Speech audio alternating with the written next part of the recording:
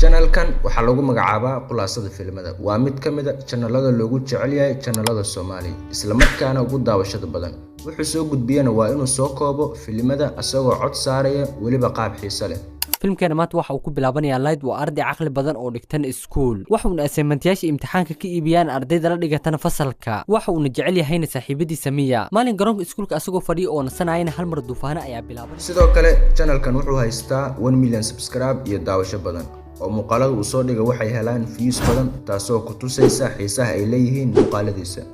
sidoo kale waxaa jira channel badan oo sameeya in ay soo koobaan filimada laakiin ma noqon sida midkan aan maanta ka hadlayno ee Khulaasada Filimada haddaba channelkan maxaa ka dhigay mid guuleystay oo saad loo xiiseeyo kaasoo maanta noqday channelka number 1 ah marka laga hadlayo soo koobida filimada waliba qaab ka duwan sidii hore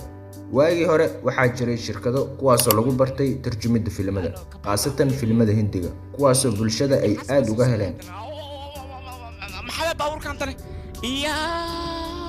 balse dunidan waa duni maalinba waxay wadataa casrigeeda oo wax walba sida ku ogeyd 2 ama 3 sano ka hor maaha maanta ama uu iska bedeleen muddo dheer kadib markii ay dadka la qabsadeen aflaanta Hindiga iyo waliba kuwa Ameerikaanka kuwaasoo lagu tarjumay af Soomaali laakiin filim aad ka heshay inaad daawato waxay kugu qaadanaysaa ku dhawaad 2 saac ama ka badan wadamada kale waxa awalba jiray inay soo koobaan filimada ayagoo cod saaraya filimkoo dhanna ku soo koobaya 10 ilaa 15 daqiiqo laakiin muddo kadib waxaa soo baxay channelada Soomaali kuwaasoo fahmay ahmiyadda ay leedahay in filim la soo koobo codna la saaro ayadoona loo tarjumayo qaab fiican qof walbana uu fahmayo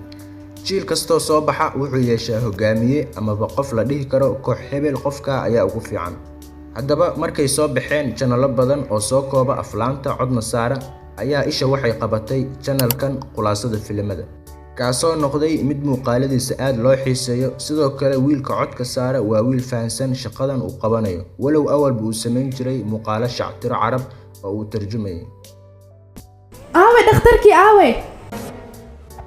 maxaa ku dhac ninka ii sheeg bal ma aqaani martiya noo imaaday sikadiisa hal mar wadnaha loogu qabtay wuu nagu suuxile amuu dhikadiisa kor qabaahe maya ciyaal ma dhasheen may saaxiib ma leeyahay may saaxiibadne maya youtube-ka subscribe sari may hay miis qabti walba maxaa ka gal yani xaaskood mistalaad tii ugu horeys uguna dambeysay maqaayad ma ku cunaa misguri Dr. Abdixaliim su'aalaha maanta Khulaasada Filimada waa channel guuleystay oo ka talaabay 1 million subscribe waana channelkii ugu horeeyay tarjumida filimada ee gaara 1 million subscribe haddaba waxaa jira qodobo muhiim ah oo looga baahan yahay qofka raba inuu filim soo koobo codna saaro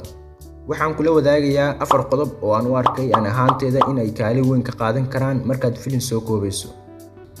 qodobka koobaad ugu muhiimsan waa inaad filimka aad soo koobayso si fiican u fahanto bilow ilaa dhammaan wuxuu ka hadlayo aad fahansan tahay si ay kugu fududaato cod saaristiisa maadaama filimkoo dhan aad ka qaadan doonto 10 ilaa 15 daqiiqo markaad intaas samayso si fiican u fahanto wax badan ayaa kuu fududaanaya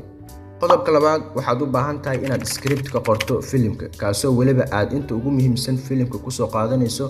scriptigu wuxuu ka caawinayaa markaad cod ka saarayso inaad ogtahay waxaad dhahayso oo aadan isku dhex yaacin